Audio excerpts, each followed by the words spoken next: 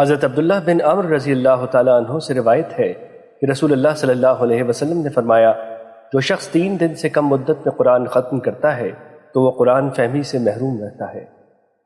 مشکات المصابیح حدیث نمبر 2201۔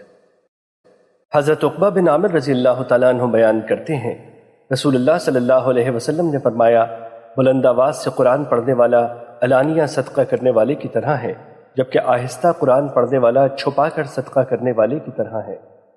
مشکات المصابیح حدیث نمبر 2202۔ حضرت لیث بن سعد ابن ابی ملیکہ سے وہ یعلا بن مملک سے روایت کرتے ہیں کہ انہوں نے ام سلمہ رضی اللہ تعالیٰ عنہ سے نبی صلی اللہ علیہ وسلم کی قرأت کے بارے میں دریافت کیا تو انہوں نے فرمایا، آپ صلی اللہ علیہ وسلم کی قرأت واضح اور حرف یعنی الگ الگ تھی۔ مشکات المصابیح حدیث نمبر 2204۔ حضرت جابر رضی اللہ تعالیٰ عنہ بیان کرتے ہیں، رسول اللہ صلی اللہ علیہ وسلم ہمارے پاس تشریف لائے تو ہم قرآن پڑھ رہے تھے اور ہم میں اعرابی اور عجمی بھی تھے۔ آپ صلی اللہ علیہ وسلم نے فرمایا، پڑھو، سب ٹھیک ہے، ان قریب ایسے لوگ آئیں گے جو اسے اس طرح یعنی مبالغے کے ساتھ درست کریں گے جیسے تیر درست کیا جاتا ہے۔ وہ دنیا میں ہی جزا چاہیں گے اور اسے آخرت تک مؤخر نہیں کریں گے، یعنی وہ طلب دنیا کے لیے پڑھیں گے۔ مشکات المصابیح حدیث نمبر 2206۔ حضرت برا بن عازب رضی اللہ تعالیٰ عنہ بیان کرتے ہیں، میں نے رسول اللہ صلی اللہ علیہ وسلم کو فرماتے ہوئے سنا، اپنی آوازوں سے قرآن کو حسین بناؤ، کیونکہ اچھی آواز قرآن کے حسن میں اضافہ کرتی ہے۔ مشکات المصابیح حدیث نمبر 2208۔ حضرت عمر بن خطاب رضی اللہ تعالیٰ عنہ بیان کرتے ہیں، میں نے ہشام بن حکیم بن جزام رضی اللہ تعالیٰ عنہ کو سورہ فرقان اس انداز سے ہٹ کر پڑھتے ہوئے سنا جس انداز سے میں اسے پڑھتا تھا اور جس طرح رسول اللہ صلی اللہ علیہ وسلم نے مجھے سکھایا تھا۔ قریب تھا کہ میں فوراً اس سے تعارض و انکار کرتا، لیکن میں نے اسے مہلت دی حتیٰ کہ وہ قرأت سے فارغ ہو گیا۔ پھر میں نے اس کی گردن میں اس کی چادر ڈالی اور اسے رسول اللہ صلی اللہ علیہ وسلم کی خدمت میں لا کر عرض کیا، اللہ کے رسول، میں نے اسے اس انداز سے ہٹ کر سورہ فرقان پڑھتے ہوئے سنا ہے جس انداز سے آپ نے اسے مجھے پڑھایا ہے۔ رسول اللہ صلی اللہ علیہ وسلم نے فرمایا، اسے چھوڑ دو، اور اسے فرمایا، پڑھو۔ اس نے اسی قرأت سے پڑھا جو میں نے اس سے سنی تھی، تو رسول اللہ صلی اللہ علیہ وسلم نے فرمایا، اسی طرح نازل کی گئی ہے۔ پھر مجھے فرمایا، پڑھو۔ میں نے پڑھا تو فرمایا، اسی طرح نازل کی گئی ہے، کیونکہ قرآن 7 لہجوں میں مجھ پر اتارا گیا ہے، ان میں سے جس لہجے میں آسانی سے پڑھ سکو پڑھو۔ مشکات المصابیح حدیث نمبر 2211۔ حضرت ابن مسعود رضی اللہ تعالیٰ عنہ بیان کرتے ہیں، میں نے ایک آدمی کو قرآن پڑھتے ہوئے سنا جبکہ میں نے نبی صلی اللہ علیہ وسلم کو اس سے مختلف پڑھتے ہوئے سنا تھا۔ میں اسے نبی صلی اللہ علیہ وسلم کی خدمت میں لے آیا اور آپ کو بتایا تو میں نے آپ کے چہرہ مبارک پر ناگواری کے اثرات دیکھے۔ پھر آپ صلی اللہ علیہ وسلم نے فرمایا، تم دونوں ٹھیک ہو، باہم اختلاف نہ کرو، کیونکہ جو لوگ تم سے پہلے تھے انہوں نے اختلاف کیا تو وہ ہلاک ہو گئے۔ مشکات المصابیح حدیث نمبر 2212۔ حضرت ابی بن کعب رضی اللہ تعالیٰ عنہ بیان کرتے ہیں، میں مسجد میں تھا کہ ایک آدمی آیا اور نماز پڑھنے لگا۔ اس نے اس انداز سے قرأت کی کہ میں نے اس قرأت کو غیر معروف اور اجنبی سا محسوس کیا۔ پھر دوسرا آدمی آیا تو اس نے اپنے ساتھی کی قرأت کے علاوہ ایک دوسرے انداز میں قرأت کی۔ جب ہم نے نماز پڑھ لی تو ہم سب رسول اللہ صلی اللہ علیہ وسلم کی خدمت میں حاضر ہوئے تو میں نے عرض کیا، اس شخص نے قرأت کی تو میں نے اس کا انکار کیا۔ پھر دوسرا شخص آیا تو اس نے اپنے ساتھی کی قرأت کے علاوہ دوسرے انداز میں قرأت کی۔ نبی صلی اللہ علیہ وسلم نے ان دونوں کو پڑھنے کا حکم فرمایا تو ان دونوں نے قرأت کی تو آپ نے ان کی حالت یعنی قرأت کو سراہا تو میرے دل میں تکذیب کا ایسا شبہ پیدا ہو گیا جو کہ میرے دور جاہلیت میں بھی نہیں تھا۔ جب رسول اللہ صلی اللہ علیہ وسلم نے مجھ پر طاری کیفیت دیکھی تو آپ نے میرے سینے پر ہاتھ مارا تو میں پسینے سے شرابور ہو گیا اور مجھ پر ایسا خوف طاری ہوا کہ گویا میں اللہ کو دیکھ رہا ہوں۔ آپ صلی اللہ علیہ وسلم نے مجھے فرمایا، ابھی مجھے پیغام بھیجا گیا ہے کہ میں ایک لہجے پر قرآن پڑھوں، لیکن میں نے اس قاصد کو اللہ کی طرف واپس بھیجا کہ میری امت پر آسانی کی جائے۔ دوسری مرتبہ یہ پیغام آیا کہ میں اسے 2 لہجوں میں پڑھوں، میں نے پھر اسے واپس بھیجا کہ میری امت پر آسانی کی جائے۔ تیسری مرتبہ یہ پیغام آیا کہ میں اسے 7 لہجوں میں پڑھوں، اور آپ کے ہر بار لوٹانے کے بدلے ایک مقبول دعا ہے، لہٰذا آپ دعا کریں۔ میں نے عرض کیا، اے اللہ میری امت کو بخش دے، اے اللہ میری امت کو بخش دے، اور میں نے تیسری مرتبہ کو اس روز کے لیے مؤخر کر لیا جس روز تمام لوگ حتیٰ کہ ابراہیم علیہ السلام میری طرف رغبت و رجوع کریں گے۔ مشکات المصابیح حدیث نمبر 2213۔ حضرت ابن عباس رضی اللہ تعالیٰ عنہ بیان کرتے ہیں، رسول اللہ صلی اللہ علیہ وسلم نے فرمایا، حضرت جبرائیل علیہ السلام نے مجھے ایک لہجے پر پڑھایا تو میں نے اسے واپس بھیجا۔ میں ان سے مزید لہجوں کی درخواست کرتا رہا اور وہ مجھے مزید لہجے عطا فرماتے رہے، حتیٰ کہ 7 لہجے مکمل ہوئے۔ ابن شہاب بیان کرتے ہیں، مجھے یہ بات پہنچی کہ وہ 7 لہجے دین کے معاملے میں ایک ہی ہیں، وہ حلال و حرام میں مختلف نہیں۔ مشکات المصابیح حدیث نمبر 2214۔ حضرت ابی بن کعب رضی اللہ تعالیٰ عنہ بیان کرتے ہیں، رسول اللہ صلی اللہ علیہ وسلم حضرت جبرائیل علیہ السلام سے ملے، فرمایا جبرائیل مجھے ایک ان پڑھ امت کی طرف مبعوث کیا گیا ہے، ان میں سے کچھ بوڑھی عورتیں ہیں، کچھ بوڑھے آدمی ہیں، چھوٹے بچے اور بچیاں ہیں، اور ایسے آدمی بھی ہیں جنہوں نے کبھی کوئی کتاب نہیں پڑھی۔ انہوں نے فرمایا محمد صلی اللہ علیہ وسلم قرآن 7 لہجوں پر اتارا گیا ہے۔ ترمذی، احمد اور ابو داؤد کی روایت میں ہے، آپ صلی اللہ علیہ وسلم نے فرمایا ان میں سے ہر ایک لہجہ شافی و کافی ہے۔ اور نسائی کی روایت ہے، آپ صلی اللہ علیہ وسلم نے فرمایا جبرائیل و میکائیل میرے پاس آئے تو جبرائیل علیہ السلام میرے دائیں جبکہ میکائیل علیہ السلام میرے بائیں طرف بیٹھ گئے تو جبرائیل علیہ السلام نے فرمایا قرآن کو ایک لہجے پر پڑھو۔ میکائیل علیہ السلام نے فرمایا ان سے زیادہ طلب کریں حتیٰ کہ وہ 7 لہجوں پر پہنچے اور ہر لہجہ شافی و کافی ہے۔ مشکات المصابیح حدیث نمبر 2215۔ حضرت ابن عباس رضی اللہ تعالیٰ عنہ بیان کرتے ہیں، رسول اللہ صلی اللہ علیہ وسلم کو بسم اللہ الرحمن الرحیم کے نازل ہونے کے بعد سورت کے فرق کا پتہ چلتا تھا کہ پہلی سورت مکمل ہو گئی ہے۔ مشکات المصابیح حدیث نمبر 2218۔ حضرت القمہ رضی اللہ تعالیٰ عنہ بیان کرتے ہیں، ہم حمص یعنی ملک شام میں تھے تو حضرت ابن مسعود رضی اللہ تعالیٰ عنہ نے سورہ یوسف تلاوت فرمائی تو کسی آدمی نے کہا اس طرح تو نازل نہیں ہوئی، تو حضرت عبداللہ رضی اللہ تعالیٰ عنہ نے فرمایا اللہ کی قسم میں نے اسے رسول اللہ صلی اللہ علیہ وسلم کی موجودگی میں پڑھا تھا تو آپ صلی اللہ علیہ وسلم نے فرمایا تھا تم نے بہت خوب پڑھا۔ اس اثنا میں کہ وہ شخص ان سے باتیں کر رہا تھا تو انہوں نے اس سے شراب کی بو محسوس کی تو انہوں نے فرمایا کہ تم شراب پیتے ہو اور قرآن کی تکذیب کرتے ہو، بس انہوں نے اس پر حد قائم کی۔ مشکات المصابیح حدیث نمبر 2219۔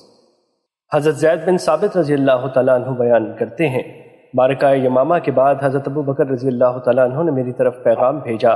حضرت عمر بن خطاب رضی اللہ تعالیٰ ان کے پاس موجود تھے۔ حضرت ابو بکر رضی اللہ تعالیٰ عنہ نے فرمایا عمر میرے پاس آئے تو انہوں نے فرمایا معرکہ یمامہ میں بہت سے قاری شہید ہو گئے اور مجھے اندیشہ ہوا کہ اگر کسی اور معرکے میں قاری شہید ہو گئے تو اس طرح قرآن کا بہت سا حصہ جاتا رہے گا، اور میں سمجھتا ہوں کہ آپ جمع قرآن کا حکم فرمائیں۔ لیکن میں نے حضرت عمر رضی اللہ تعالیٰ عنہ سے فرمایا آپ وہ کام کیسے کریں گے جو رسول اللہ صلی اللہ علیہ وسلم نے نہیں کیا؟ تو حضرت عمر رضی اللہ تعالیٰ عنہ نے فرمایا اللہ کی قسم یہ جمع قرآن بہتر ہے۔ عمر رضی اللہ تعالیٰ عنہ مسلسل مجھے کہتے رہے حتیٰ کہ اللہ نے اس کام کے لیے میرا سینہ کھول دیا، اور اب اس میں میرا وہی موقف ہے جو عمر رضی اللہ تعالیٰ عنہ کا ہے۔ حضرت زید رضی اللہ تعالیٰ عنہ بیان کرتے ہیں، حضرت ابو بکر رضی اللہ تعالیٰ عنہ نے فرمایا آپ عقل مند نوجوان ہیں اور آپ پر کسی قسم کا کوئی الزام نہیں، اور آپ رسول اللہ صلی اللہ علیہ وسلم کی وحی لکھا کرتے تھے۔ آپ قرآن اکٹھا کریں اور اسے ایک جگہ جمع کریں۔ اللہ کی قسم اگر وہ مجھے کسی پہاڑ کو منتقل کرنے پر معمور فرماتے تو مجھ پر اس جمع قرآن کے حکم سے زیادہ آسان تھا۔ وہ یعنی حضرت زید رضی اللہ تعالیٰ عنہ بیان کرتے ہیں، میں نے کہا تم وہ کام کیسے کرتے ہو جسے رسول اللہ صلی اللہ علیہ وسلم نے نہیں کیا؟ تو انہوں یعنی حضرت ابو بکر رضی اللہ تعالیٰ عنہ نے فرمایا اللہ کی قسم وہ بہتر ہے۔ بس حضرت ابو بکر رضی اللہ تعالیٰ عنہ مسلسل مجھے کہتے رہے حتیٰ کہ اللہ نے اس کام کے لیے میرا سینہ کھول دیا جس کے لیے اس نے حضرت ابو بکر و حضرت عمر رضی اللہ تعالیٰ عنہ کا سینہ کھول دیا تھا۔ میں نے قرآن تلاش کرنا شروع کیا اور میں نے کھجور کی شاخوں، پتھر کی سلوں اور لوگوں کے سینوں یعنی حافظوں سے قرآن اکٹھا کیا، حتیٰ کہ میں نے سورہ توبہ کا آخری حصہ آخر تک صرف ابو خزیمہ انصاری رضی اللہ تعالیٰ عنہ کے ہاں پایا۔ وہ صحیفہ یعنی قرآن کا نسخہ حضرت ابو بکر رضی اللہ تعالیٰ عنہ کے پاس رہا حتیٰ کہ اللہ نے انہیں فوت کر دیا، پھر حضرت عمر رضی اللہ تعالیٰ عنہ کی زندگی میں ان کے پاس رہا، اور پھر حضرت عمر رضی اللہ تعالیٰ عنہ کی بیٹی حضرت حفصہ رضی اللہ تعالیٰ عنہ کے پاس۔ مشکات المصابیح حدیث نمبر 2220۔ حضرت انس بن مالک رضی اللہ تعالیٰ عنہ سے روایت ہے کہ حضرت حذیفہ بن یمان رضی اللہ تعالیٰ عنہ حضرت عثمان رضی اللہ تعالیٰ عنہ کے پاس آئے جبکہ وہ یعنی حضرت عثمان رضی اللہ تعالیٰ عنہ آرمینیا اور آذربائیجان سے لڑائی اور فتح کے سلسلے میں اہل شام اور اہل عراق کو تیار کر رہے تھے۔ حضرت حذیفہ رضی اللہ تعالیٰ عنہ ان یعنی اہل شام و عراق کے اختلاف قدرت کی وجہ سے پریشان تھے۔ حضرت حذیفہ رضی اللہ تعالیٰ عنہ نے حضرت عثمان رضی اللہ تعالیٰ عنہ سے کہا، امیر المومنین، اس سے پہلے کہ یہ امت یہود و نصارہ کی طرح قرآن کریم کے بارے میں اختلاف کا شکار ہو جائے، آپ اس کا تدارک فرما لیں۔ حضرت عثمان رضی اللہ تعالیٰ عنہ نے حضرت حفصہ رضی اللہ تعالیٰ عنہ کی طرف پیغام بھیجا کہ وہ ہمیں مصحف بھیجیں، ہم اس کی نقلیں تیار کر کے واپس دے دیں گے۔ حضرت حفصہ رضی اللہ تعالیٰ عنہ نے وہ نسخہ حضرت عثمان رضی اللہ تعالیٰ عنہ کے پاس بھیج دیا تو انہوں نے حضرت زید بن ثابت رضی اللہ تعالیٰ عنہ، حضرت عبداللہ بن زبیر رضی اللہ تعالیٰ عنہ، حضرت سعید بن العاص رضی اللہ تعالیٰ عنہ اور حضرت عبداللہ بن حارث بن ہشام رضی اللہ تعالیٰ عنہ کو مامور فرمایا تو انہوں نے اس کی نقلیں تیار کیں، اور حضرت عثمان رضی اللہ تعالیٰ عنہ نے تینوں قریشیوں سے فرمایا، جب قرآن کی کسی چیز کے بارے میں تمہارے اور حضرت زید بن ثابت رضی اللہ تعالیٰ عنہ کے بابین کوئی اختلاف ہو جائے تو اسے زبان قریش کے مطابق لکھنا، کیونکہ قرآن ان کی زبان میں اترا ہے۔ انہوں نے ایسے ہی کیا، حتیٰ کہ جب انہوں نے مصحف سے نقلیں تیار کر لی تو حضرت عثمان رضی اللہ تعالیٰ عنہ نے وہ مصحف حضرت حفصہ رضی اللہ تعالیٰ عنہ کو واپس کر دیا اور تمام علاقوں میں وہ نقول بھیج دیں اور حکم جاری کر دیا کہ اس کے علاوہ کسی کے پاس قرآن کا جو نسخہ ہے اسے جلا دیا جائے۔ ابن شہاب بیان کرتے ہیں، خارجہ بن زید بن ثابت نے مجھے بتایا کہ حضرت زید بن ثابت رضی اللہ تعالیٰ عنہ نے بتایا کہ جب ہم نے مصحف کی نقل تیار کی تو سورہ احزاب کی وہ آیت جو میں رسول اللہ صلی اللہ علیہ وسلم سے سنا کرتا تھا نہ ملی، تو ہم نے اسے تلاش کیا تو ہم نے اسے خزیمہ بن ثابت انصاری رضی اللہ تعالیٰ عنہ کے ہاں پایا، پس ہم نے اسے مصحف میں اس کی صورت الاحزاب میں ملا دیا۔ مشکات المصابی حدیث نمبر 2221۔ حضرت ابن عباس رضی اللہ تعالیٰ عنہ بیان کرتے ہیں، میں نے حضرت عثمان رضی اللہ تعالیٰ عنہ سے کہا، تمہیں کس چیز نے آمادہ کیا ہے کہ تم نے سورہ انفال کا قصد کیا جبکہ وہ مثانی صورتوں میں سے ہے، اور سورہ برات یعنی توبہ کا قصد کیا جبکہ وہ معین یعنی 200 آیتوں والی صورتوں میں سے ہے، اور تم نے ان دونوں صورتوں کو ملایا اور تم نے ان کے درمیان بسم اللہ الرحمن الرحیم بھی نہیں لکھی، اور تم نے اسے 7 لمبی صورتوں میں رکھ دیا، ایسا کرنے پر کس چیز نے تمہیں ابھارا؟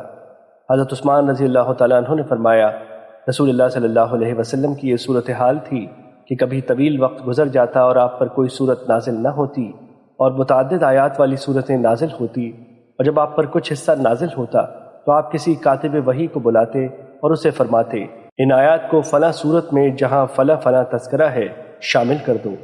سورہ انفال وہ صورت ہے جو قیام مدینہ کے ابتدائی دور میں نازل ہوئی تھی، جبکہ سورہ برات یعنی توبہ نزول کے لحاظ سے نزول قرآن کے آخری دور میں نازل ہوئی، اور بلحاظ مضمون دونوں ایک دوسرے کے مشابہ تھیں۔ رسول اللہ صلی اللہ علیہ وسلم وفات پا گئے اور آپ نے وضاحت نہ فرمائی کہ وہ سورہ توبہ اس یعنی سورہ انفال میں سے ہے، اس لیے میں نے ان دونوں کو ملا لیا اور بسم اللہ الرحمن الرحیم نہ لکھی، اور میں نے اسے 7 لمبی صورتوں میں شامل کیا۔ مشکات المصابی حدیث نمبر 2222۔ حضرت ابو ہریرہ رضی اللہ تعالیٰ عنہ بیان کرتے ہیں، رسول اللہ صلی اللہ علیہ وسلم نے فرمایا، ہر نبی کی اپنی امت کے بارے میں ایک دعا قبول ہوتی ہے، بس ہر نبی نے دعا کرنے میں جلدی کی، جبکہ میں نے اپنی دعا کو اپنی امت کی شفاعت کے لیے روز قیامت کے لیے چھپا رکھا ہے، اور وہ شفاعت انشاءاللہ ہر اس شخص کو پہنچے گی جو اس حال میں فوت ہوا ہوگا کہ اس نے اللہ کے ساتھ کسی کو شریک نہیں ٹھہرایا ہوگا۔ مشکات المصابی حدیث نمبر 2223۔ حضرت ابو ہریرہ رضی اللہ تعالیٰ عنہ بیان کرتے ہیں، رسول اللہ صلی اللہ علیہ وسلم نے فرمایا، اے اللہ، میں نے تجھ سے ایک عہد لیا ہے، بے شک جس کا تو خلاف نہیں کرے گا، میں بھی ایک انسان ہوں، میں نے جس کسی مومن کو اذیت پہنچائی ہو، میں نے اسے برا بھلا کہا ہو، لعن طعن کی ہو، اسے مارا ہو، تو اس اذیت کو اس کے لیے باعث رحمت و طہارت اور باعث قربت بنا دے، اور روز قیامت اس قربت کی وجہ سے تو اسے اپنا مقرب بنا لے۔ مشکات المصابی حدیث نمبر 2224۔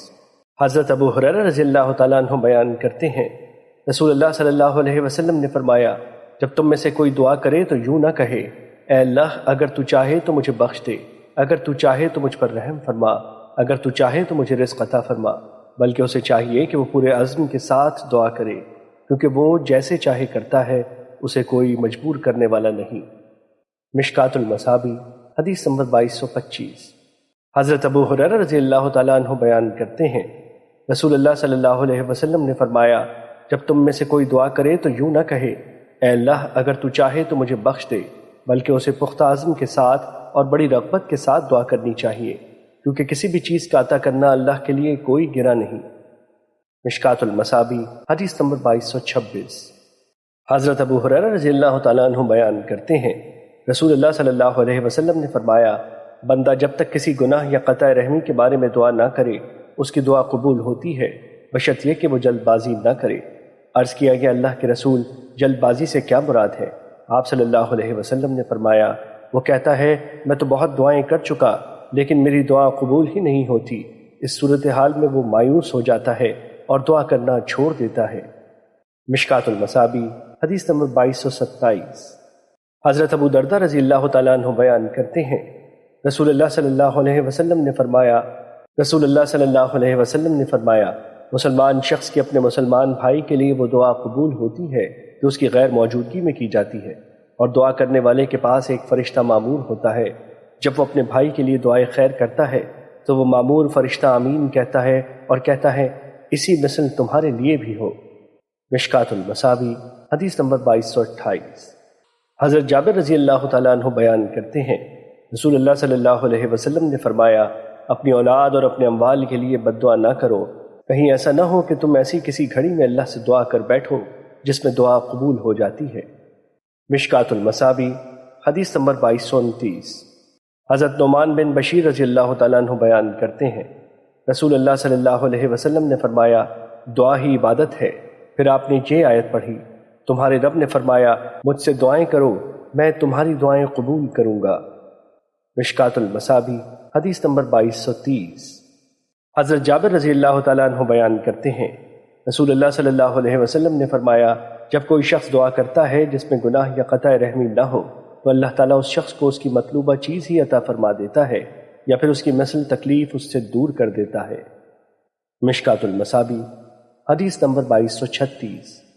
حضرت ابو ہریرہ رضی اللہ تعالیٰ عنہ بیان کرتے ہیں، رسول اللہ صلی اللہ علیہ وسلم نے فرمایا، جس شخص کو پسند ہو کہ مشکلات و مصائب کے وقت اللہ تعالیٰ اس کی دعا قبول فرمائے تو پھر اسے چاہیے کہ وہ خوشحالی میں کثرت سے دعائیں کرے۔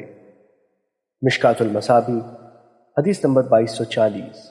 حضرت مالک بن یسار رضی اللہ تعالیٰ عنہ بیان کرتے ہیں، رسول اللہ صلی اللہ علیہ وسلم نے فرمایا، جب تم اللہ سے دعا کرو تو اس سے سیدھے ہاتھوں سے دعا کرو اور اس سے الٹے ہاتھوں سے دعا نہ کرو۔ مشکات المصابیح حدیث نمبر 2242۔ حضرت عائشہ رضی اللہ تعالیٰ عنہ بیان کرتی ہیں، رسول اللہ صلی اللہ علیہ وسلم جامع دعائیں کرنا پسند کرتے تھے اور ان کے علاوہ باقی دعائیں چھوڑ دیا کرتے تھے۔ مشکات المصابیح حدیث نمبر 2246۔ حضرت ابو ہریرہ رضی اللہ تعالیٰ عنہ بیان کرتے ہیں، رسول اللہ صلی اللہ علیہ وسلم نے فرمایا، 3 آدمیوں کی دعا ضرور قبول ہوتی ہے، روزہ دار جب وہ افطار کے وقت دعا کرتا ہے، عادل بادشاہ اور دعائے مظلوم۔ اللہ اس دعا کو بادلوں کے اوپر اٹھا لیتا ہے، اس کے لیے آسمان کے دروازے کھول دیے جاتے ہیں اور رب فرماتا ہے، میری عزت کی قسم میں ضرور تمہاری مدد کروں گا خواہ کچھ دیر سے ہو۔ مشکات المصابیح حدیث نمبر 2249۔ حضرت ابو ہریرہ رضی اللہ تعالیٰ عنہ بیان کرتے ہیں، رسول اللہ صلی اللہ علیہ وسلم نے فرمایا، 3 دعائیں ایسی ہیں جن کی قبولیت میں کوئی شک نہیں، والد کی دعا، مسافر کی دعا اور مظلوم کی دعا۔ مشکات المصابیح حدیث نمبر 2250۔ حضرت انس رضی اللہ تعالیٰ عنہ بیان کرتے ہیں، رسول اللہ صلی اللہ علیہ وسلم نے فرمایا، تم میں سے ہر شخص کو اپنی تمام ضرورتیں اپنے رب سے مانگنی چاہیے، حتیٰ کہ جب اس کے جوتے کا تسمہ ٹوٹ جائے تو اس کے بارے میں بھی اسی سے سوال کرنا چاہیے۔ مشکات المصابیح حدیث نمبر 2251۔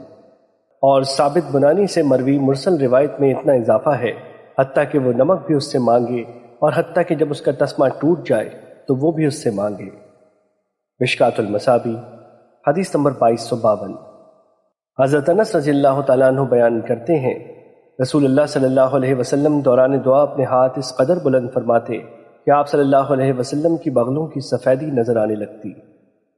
مشکات المصابیح حدیث نمبر 2253۔ حضرت سہل بن سعد رضی اللہ تعالیٰ عنہ نبی صلی اللہ علیہ وسلم سے روایت کرتے ہیں، آپ صلی اللہ علیہ وسلم اپنی ہاتھوں کی انگلیاں کندھوں کے برابر کیا کرتے تھے اور دعا فرماتے تھے۔ مشکات المصابیح حدیث نمبر 2254۔ حضرت اکرمہ حضرت ابن عباس رضی اللہ تعالیٰ عنہ سے بیان کرتے ہیں، دعا کا ادب یہ ہے کہ تم اپنے ہاتھ کندھوں یا تقریباً کندھوں کے برابر اٹھاؤ۔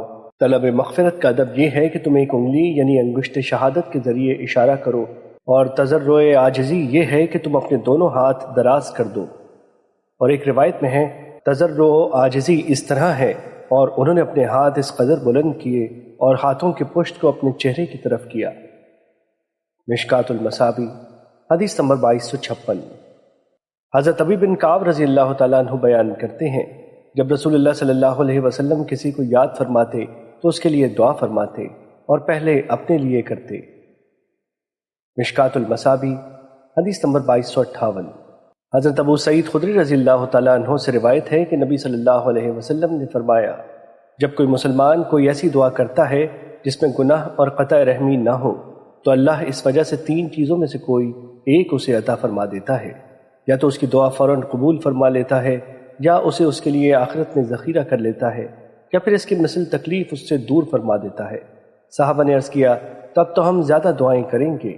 آپ صلی اللہ علیہ وسلم نے فرمایا، اللہ دعائیں قبول کرنے میں بہت زیادہ ہے۔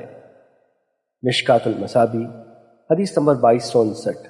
حضرت ابو ہریرہ اور حضرت ابو سعید رضی اللہ تعالیٰ عنہم بیان کرتے ہیں، رسول اللہ صلی اللہ علیہ وسلم نے فرمایا، جب کچھ لوگ بیٹھ کر اللہ کا ذکر کرتے ہیں تو فرشتے انہیں گھیر لیتے ہیں، رحمت انہیں ڈھانپ لیتی ہے، ان پر سکینت نازل ہوتی ہے، اور اللہ اپنے ہاں فرشتوں کے پاس اس کا تذکرہ فرماتا ہے۔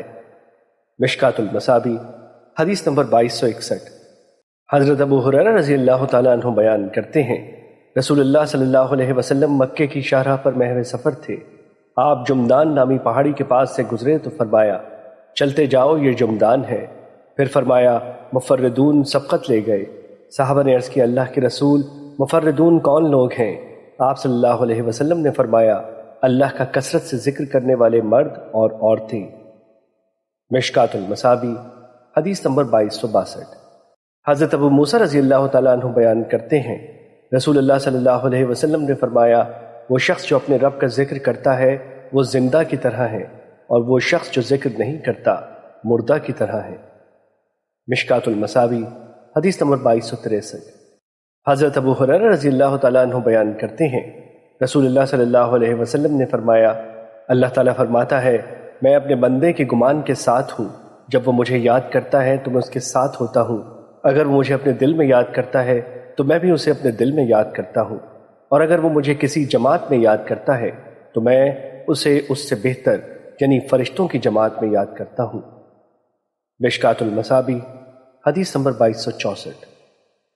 حضرت ابو ذر رضی اللہ تعالیٰ عنہ بیان کرتے ہیں، رسول اللہ صلی اللہ علیہ وسلم نے فرمایا، اللہ تعالیٰ فرماتا ہے، جو شخص ایک نیکی لے کر آئے گا تو اس کے لیے 10 گنا ثواب ہے، اور میں اسے بڑھا دوں گا، اور جو شخص برائی لے کر آئے گا تو برائی کا بدلہ اس کی مثل ہی ہوگا، یا پھر میں بخش دوں گا۔ جو شخص بالش برابر میرے قریب آتا ہے تو میں ایک ہاتھ تقریباً 1 میٹر اس کے قریب ہو جاتا ہوں، اور جو شخص ایک ہاتھ میرے قریب ہوتا ہے میں 2 ہاتھ اس کے قریب ہو جاتا ہوں۔ جو شخص چلتا ہوا میرے پاس آتا ہے تو میں دوڑتا ہوا اس کے پاس آتا ہوں۔ جو شخص زمین بھر کر گناہ میرے پاس لائے گا تو میں اسی قدر مغفرت لے کر اس سے ملاقات کروں گا، بشرط یہ کہ وہ میرے ساتھ کسی کو شریک نہ ٹھہراتا ہو۔ مشکات المصابی حدیث نمبر 2265۔ حضرت ابو ہریرہ رضی اللہ تعالیٰ عنہ بیان کرتے ہیں، رسول اللہ صلی اللہ علیہ وسلم نے فرمایا، اللہ تعالیٰ نے فرمایا، جو شخص میرے کسی پسندیدہ شخص سے دشمنی رکھے تو میرا اس سے اعلان جنگ ہے، اور میرا بندہ جن جن عبادات کے ذریعے میرا قرب حاصل کرتا ہے ان میں سے وہ عبادت مجھے بہت محبوب ہے جو میں نے اس پر فرض کی ہے۔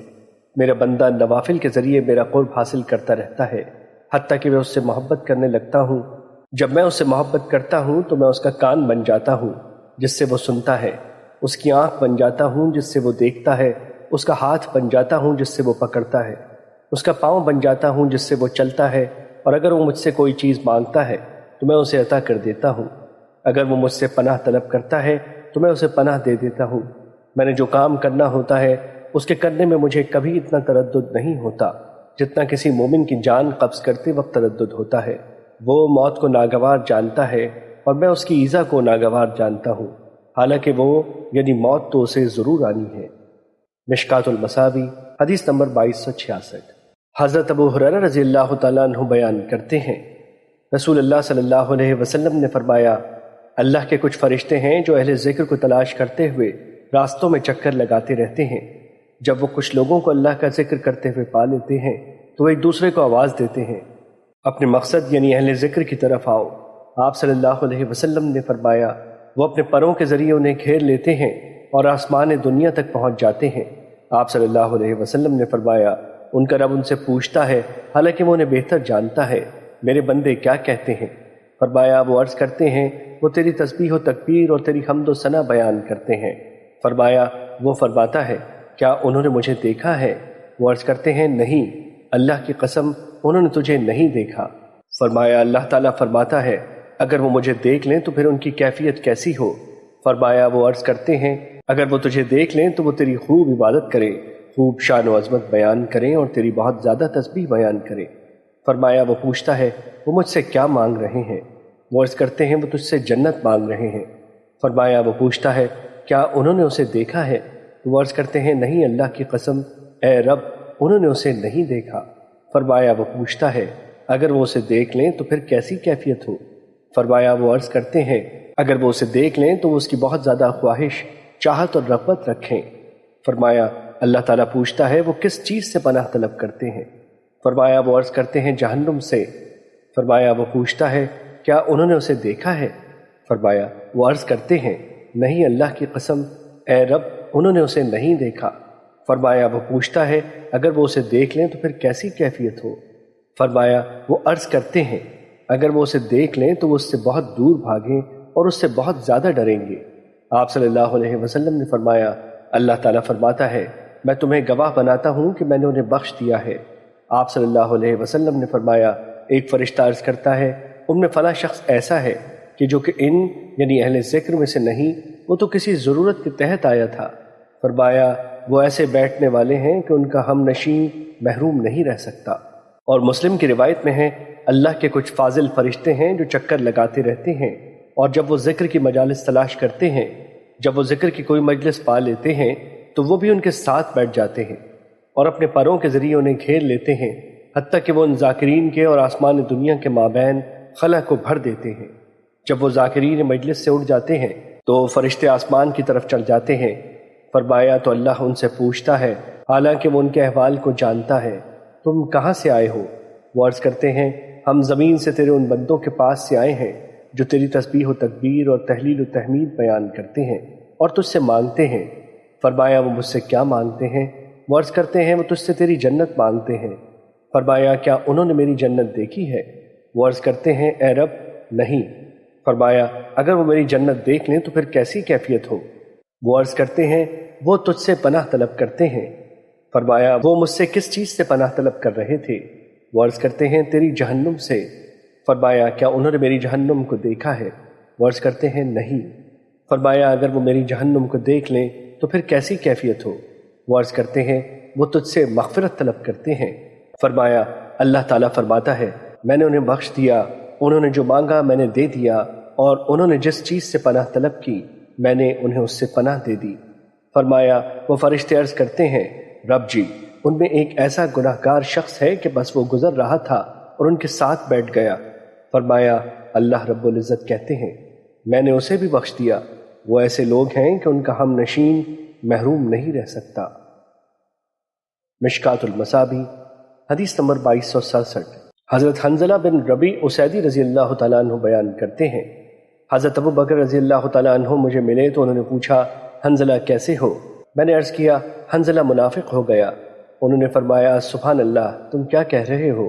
میں نے کہا، ہم رسول اللہ صلی اللہ علیہ وسلم کے پاس ہوتے ہیں، وہ جہنم اور جنت کی ترغیب و ترغیب کے ذریعے ہمیں نصیحت کرتے رہتے ہیں، گویا ہم خود دیکھ رہے ہیں، اور جب ہم رسول اللہ صلی اللہ علیہ وسلم کے پاس سے آ جاتے ہیں اور ازواج و اولاد اور ذرائع معاش میں مشغول ہو جاتے ہیں تو ہم بہت کچھ بھول جاتے ہیں۔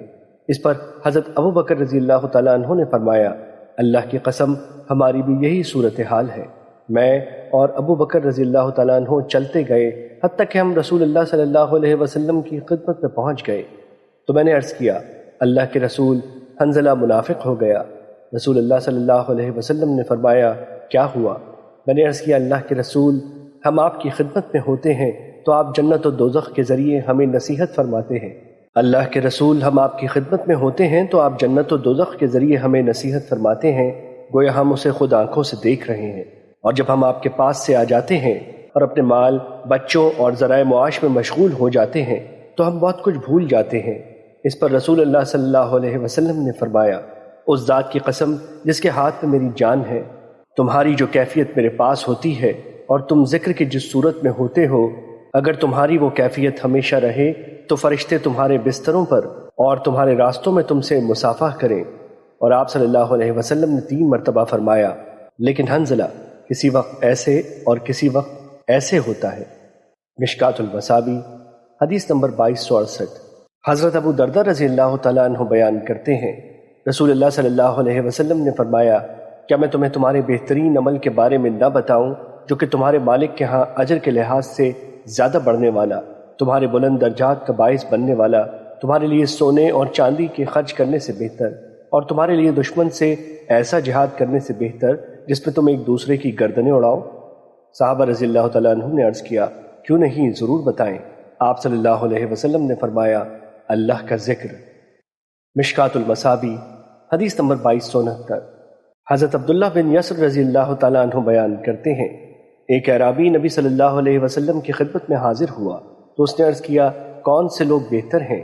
آپ صلی اللہ علیہ وسلم نے فرمایا، اس شخص کے لیے خوشخبری ہے جس کی عمر دراز ہو اور اس کا عمل اچھا ہو۔ اس نے عرض کیا، اللہ کے رسول، کون سا عمل بہتر ہے؟ آپ صلی اللہ علیہ وسلم نے فرمایا، مرتے وقت تیری زبان پر اللہ کا ذکر جاری ہو۔ مشکات المصابی حدیث نمبر 2270۔ حضرت ابو ہریرہ رضی اللہ تعالیٰ عنہ بیان کرتے ہیں، رسول اللہ صلی اللہ علیہ وسلم نے فرمایا، جو شخص کسی جگہ بیٹھے اور وہاں اللہ کا ذکر نہ کرے تو اس پر اللہ کی طرف سے نقصان ہوگا، اور جو شخص کسی جگہ لیٹے اور وہاں اللہ کا ذکر نہ کرے تو اس پر اللہ کی طرف سے نقصان ہوگا۔ مشکات المصابی حدیث نمبر 2272۔ حضرت ابو ہریرہ رضی اللہ تعالیٰ عنہ بیان کرتے ہیں، رسول اللہ صلی اللہ علیہ وسلم نے فرمایا، جو لوگ کسی ایسی مجلس سے اٹھیں جہاں انہوں نے اللہ کا ذکر نہ کیا ہو تو ویسے اٹھیں گے جیسے کسی گدھے کی بدبودار لاش سے اٹھے ہوں، اور یہ مجلس روز قیامت ان کے لیے باعث حسرت ہوگی۔ مشکات المصابی حدیث نمبر 2273۔ حضرت ابن عمر رضی اللہ تعالیٰ عنہ بیان کرتے ہیں، رسول اللہ صلی اللہ علیہ وسلم نے فرمایا، اللہ کے ذکر کے سوا زیادہ باتیں نہ کیا کرو، کیونکہ اللہ کے ذکر کے سوا زیادہ باتیں کرنا دل کی قساوت یعنی سختی کا باعث ہے، اور سخت دل شخص اللہ سے کوسوں دور ہے۔ مشکات المصابی حدیث نمبر 2276۔ حضرت ابو سعید رضی اللہ تعالیٰ عنہ بیان کرتے ہیں، حضرت معاویہ رضی اللہ تعالیٰ عنہ مسجد کے ایک حلقے کے پاس آئے تو فرمایا، تم کیوں بیٹھے ہو؟ انہوں نے کہا، ہم اللہ کا ذکر کرنے کے لیے بیٹھے ہیں۔ انہوں نے فرمایا، کیا تم اللہ کی قسم اٹھاتے ہو کہ تم صرف اسی لیے بیٹھے ہو؟ انہوں نے کہا، ہم اللہ کی قسم اٹھاتے ہیں کہ ہم صرف اسی لیے بیٹھے ہیں۔ انہوں نے فرمایا، میں نے تمہارے متعلق کسی بدگمانی کی وجہ سے تم سے قسم نہیں اٹھوائی، اور آپ میں سے کوئی ایسا نہیں جسے رسول اللہ صلی اللہ علیہ وسلم سے مجھ جیسی قربت ہو، اس کے باوجود میں نے کم حدیثیں بیان کی ہیں۔ رسول اللہ صلی اللہ علیہ وسلم اپنے صحابہ کے ایک حلقے میں تشریف لائے تو ان سے فرمایا، تم یہاں کیوں بیٹھے ہو؟ انہوں نے عرض کیا، ہم اللہ کا ذکر کرنے اور اس بات پر اس کا شکر ادا کرنے کے لیے بیٹھے ہیں کہ اس نے اسلام کی طرف ہماری رہنمائی فرمائی اور اس کے ذریعے ہم پر احسان کیا۔ آپ صلی اللہ علیہ وسلم نے فرمایا، کہ تم اللہ کی قسم اٹھاتے ہو کہ تم صرف اسی لیے بیٹھے ہو؟ انہوں نے عرض کیا، اللہ کی قسم، ہم صرف اسی لیے بیٹھے ہیں۔ آپ صلی اللہ علیہ وسلم نے فرمایا، میں نے تمہارے متعلق کسی بدگمانی کی وجہ سے تم سے قسم نہیں اٹھوائی، بلکہ جبرائیل علیہ السلام میرے پاس تشریف لائے تو انہوں نے مجھے بتایا کہ اللہ عز و جل تمہاری وجہ سے فرشتوں پر فخر فرماتا ہے۔ مشکات المصابی حدیث نمبر 2278۔ حضرت عبداللہ بن یسر رضی اللہ تعالیٰ عنہ سے روایت ہے کہ کسی آدمی نے عرض کیا، اللہ کے رسول، شرائع اسلام یعنی فرض اور نفلی عبادات مجھ پر غالب آ گئے، آپ کسی ایک چیز کے متعلق مجھے بتائیں کہ میں اس کے ساتھ تمسک اختیار کر لوں۔ آپ صلی اللہ علیہ وسلم نے فرمایا، تیری زبان پر ہر وقت اللہ کا ذکر جاری رہنا چاہیے۔ مشکات المصابی حدیث نمبر 2279۔ حضرت ابو سعید رضی اللہ تعالیٰ عنہ سے روایت ہے کہ رسول اللہ صلی اللہ علیہ وسلم سے دریافت کیا گیا، روز قیامت کون لوگ اللہ کے ہاں فضیلت و رفعت کے اعلیٰ درجے پر فائز ہوں گے؟ آپ صلی اللہ علیہ وسلم نے فرمایا، کثرت سے اللہ کا ذکر کرنے والے مرد اور کثرت سے ذکر کرنے والی عورتیں۔ عرض کیا گیا اللہ کے رسول، اللہ کی راہ میں جہاد کرنے والے سے بھی افضل؟ آپ صلی اللہ علیہ وسلم نے فرمایا اگرچہ وہ کفار و مشرکین سے اس قدر تلوار کے ساتھ لڑائی کرے کہ وہ تلوار ٹوٹ جائے اور وہ خون سے رنگین ہو جائے، تب بھی اللہ کا ذکر کرنے والا اس سے درجے میں افضل ہے۔ مشکات المصابیح حدیث نمبر 2280۔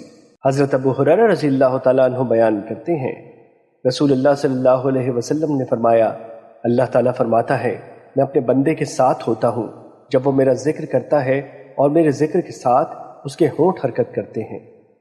مشکات المصابیح حدیث نمبر 2285۔ حضرت ابو ہریرہ رضی اللہ تعالیٰ عنہ بیان کرتے ہیں رسول اللہ صلی اللہ علیہ وسلم نے فرمایا اللہ تعالیٰ کے 99 ایک کم 100 نام ہیں جو انہیں یاد کر لے وہ جنت میں داخل ہوگا، اور ایک دوسری روایت میں ہے وہ وطر یعنی یکتا ہے اور وطر کو پسند کرتا ہے۔ حدیث نمبر 2287۔ مشکات المصابیح حضرت بریدہ رضی اللہ تعالیٰ عنہ سے روایت ہے کہ رسول اللہ صلی اللہ علیہ وسلم نے ایک آدمی کو ان الفاظ کے ساتھ دعا کرتے ہوئے سنا اے اللہ میں تجھ سے سوال کرتا ہوں کہ تو اللہ ہے، تیرے سوا کوئی معبود برحق نہیں، یکتا بے نیاز ہے، جس کی اولاد ہے نہ والدین اور نہ کوئی اس کا ہمسر ہے۔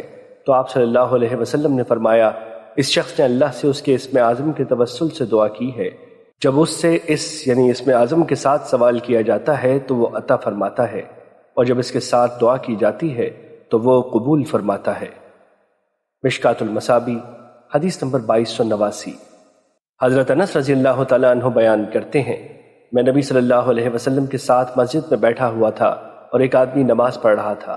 اس نے کہا اے اللہ میں تجھ سے سوال کرتا ہوں کہ ہر قسم کی ہم تیرے ہی لیے ہے، تیرے سوا کوئی معبود برحق نہیں، بندوں پر رحم کرنے والا، نعمتیں عطا کرنے والا، زمین و آسمان کو عدم سے وجود بخشنے والا، اے عزت و اکرام والے، اے زندہ اور قائم رکھنے والے، میں تجھ سے سوال کرتا ہوں۔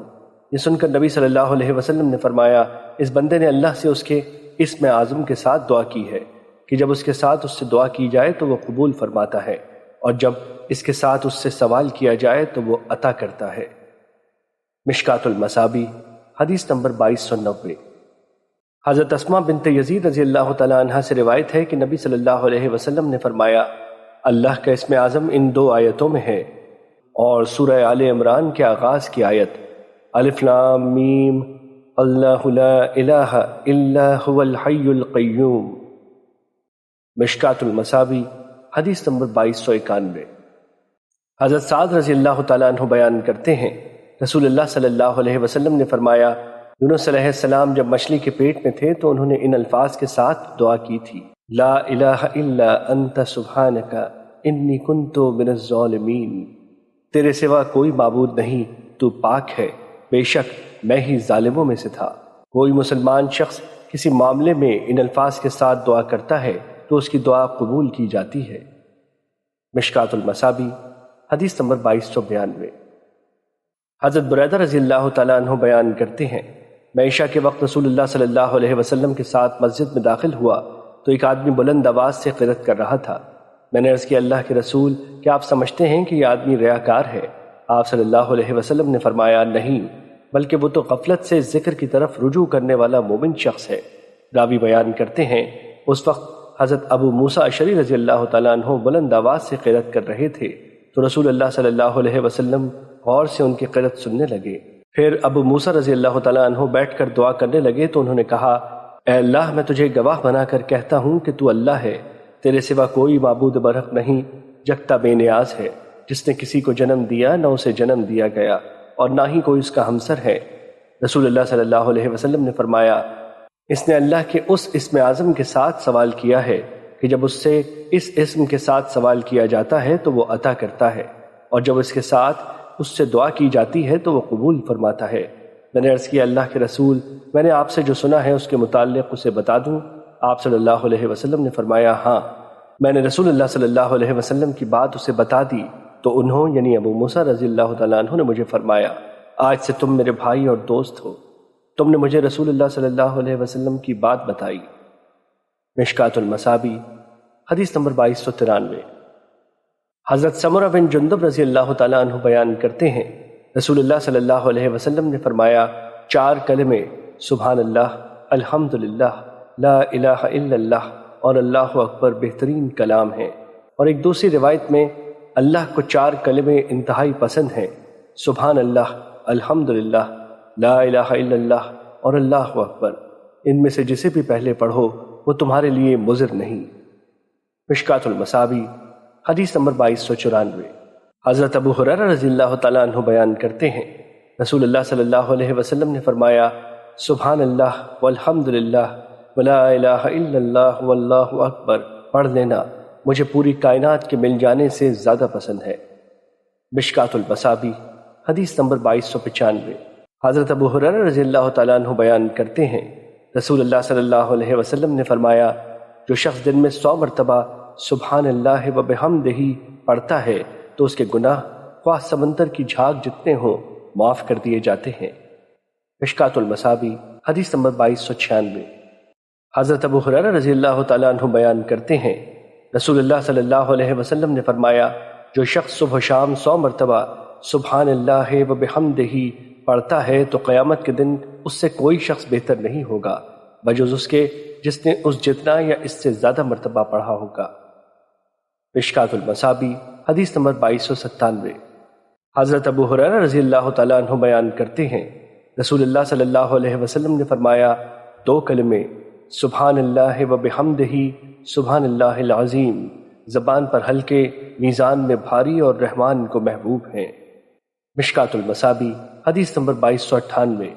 حضرت سعد بن ابی وقاص رضی اللہ تعالیٰ عنہ بیان کرتے ہیں کہ ہم رسول اللہ صلی اللہ علیہ وسلم کی خدمت میں حاضر تھے تو آپ صلی اللہ علیہ وسلم نے فرمایا، کہ تم میں سے کوئی روزانہ 1000 نیکی کمانے سے عاجز ہے؟ تو آپ کی مجلس میں شریک کسی نے عرض کیا، ہم میں سے کوئی 1000 نیکی کیسے کما سکتا ہے؟ آپ صلی اللہ علیہ وسلم نے فرمایا، 100 مرتبہ سبحان اللہ کہنے سے اس کے لیے 1000 نیکی لکھی جاتی ہے یا اس کے 1000 گناہ مٹا دیے جاتے ہیں۔ مشکوٰۃ المصابیح حدیث نمبر 2299۔ حضرت ابو ذر رضی اللہ تعالیٰ عنہ بیان کرتے ہیں، رسول اللہ صلی اللہ علیہ وسلم سے دریافت کیا گیا، کون سا کلام افضل ہے؟ آپ صلی اللہ علیہ وسلم نے فرمایا، جو اللہ نے اپنے فرشتوں کے لیے منتخب کیا، یعنی سبحان اللہ و بحمدہ۔ مشکوٰۃ المصابیح حدیث نمبر 2300۔